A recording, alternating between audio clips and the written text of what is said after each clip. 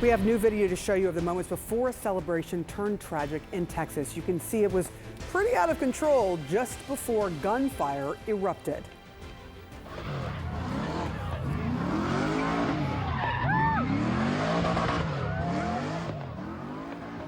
At least 3 people were killed and 8 others injured at that scene in Fort Worth. It was one of 2 deadly mass shootings overnight as firecrackers went off. In Philadelphia, 5 people were killed after a gunman opened fire at several locations in one neighborhood. 2 children, a 2-year-old and a 13-year-old, were injured.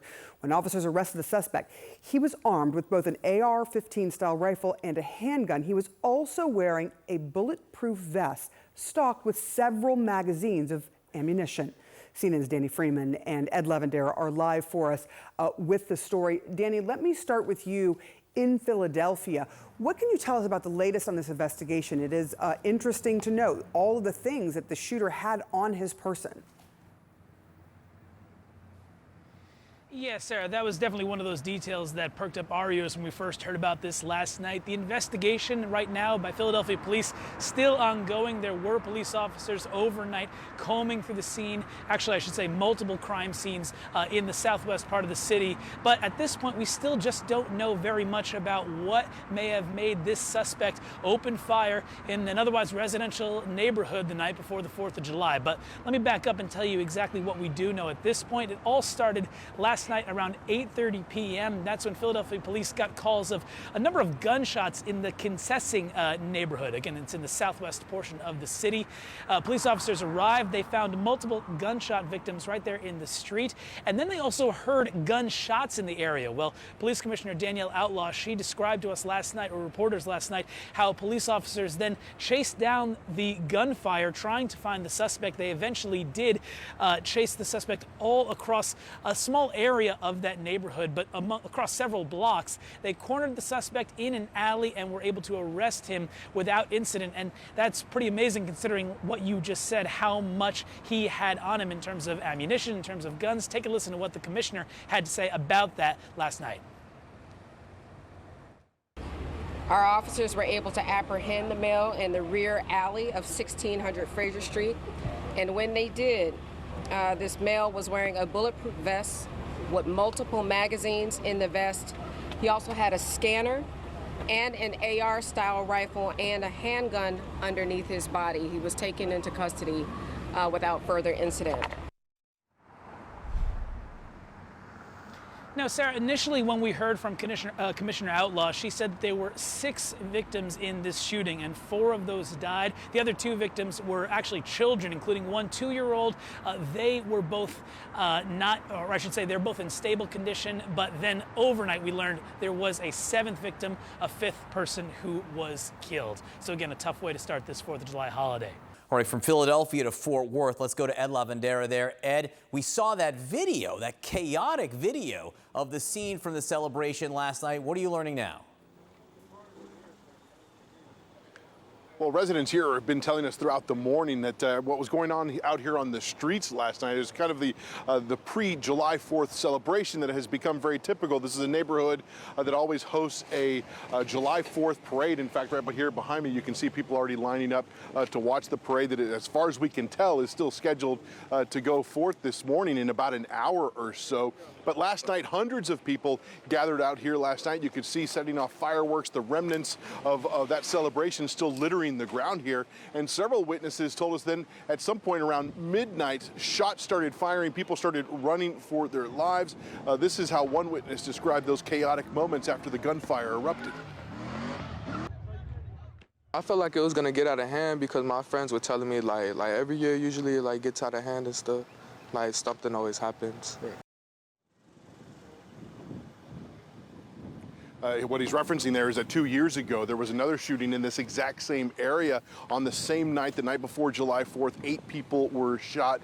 No one died in that shooting, but that was a shooting that erupted after an argument. Investigators here in Fort Worth say they're still trying to figure out exactly who the gunman was and what was behind the motive here in this situation. Those witnesses were also telling us they believe that multiple people were firing weapons. We have not gotten confirmation of that from Fort Worth police, but in all, 11 people were shot. 3 of those shooting victims have died. So we'll continue to monitor the conditions of those other shooting victims throughout the day today. But another chaotic and deadly situation unfolding here on the streets on this holiday of July 4th. John?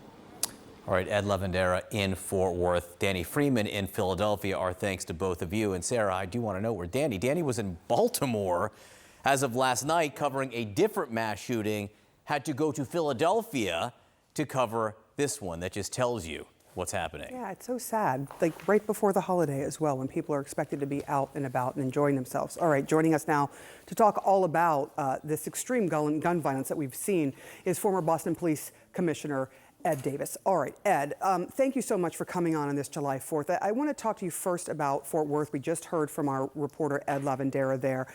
Shooting overnight, we just heard from somebody who said, look, this has happened before. It's something bad, quote, always happens in this neighborhood. Do you think there's a continued threat? Because they are going to have their July 4th parade, and the person that is responsible, or persons, has not been caught.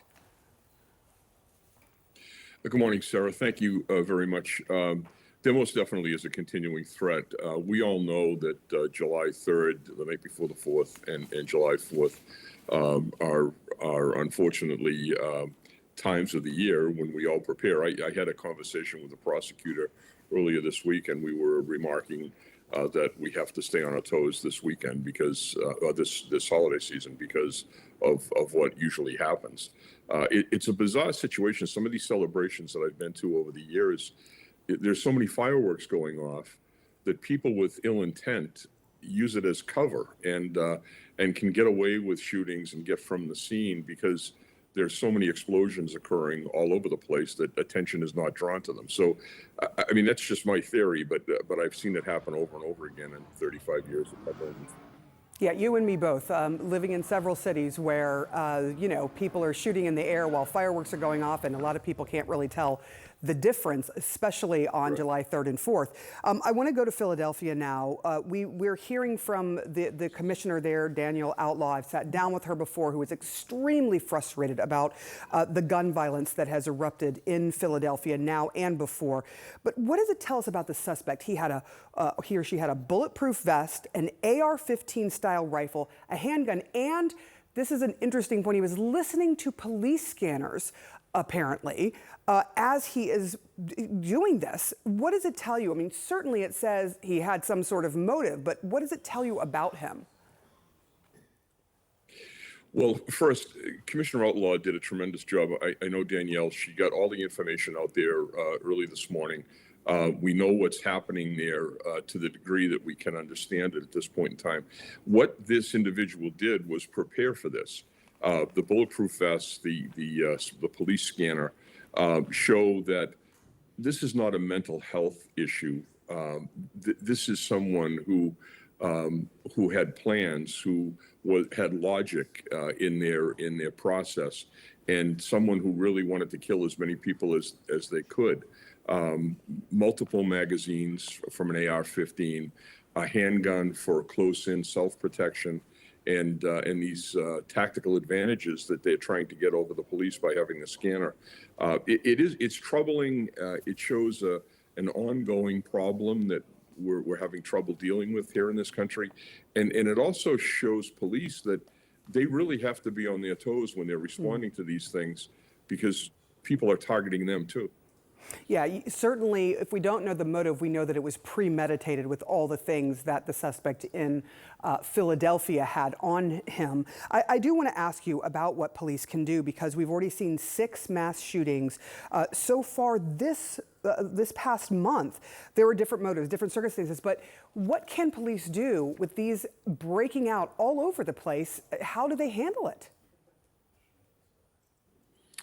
Well, there's a few things that they can do. Certainly, after a shooting, they have to drill down into this and understand what happened. And they're doing that right now by looking at social media and analyzing and exploiting the telephones that this individual uses and trying to get an idea of what drove it so that we can use that evidence to do preventive things in the future. But frankly, the strategies that we used around field interrogation stops and stop and frisk of suspicious people have been severely limited lately. In some cases, rightfully so. But that strategy of putting officers out there and being on the lookout for people who are suspicious is a tried and true method of getting these guns off the street. And it's been hampered lately because of the backlash against police. So it's something that we have to think about, especially in high crime neighborhoods where there's a lot of shooting happening. The police can be more active, but they've pulled back a little bit right now. Ed Davis, thank you so much for joining us on this 4th of July.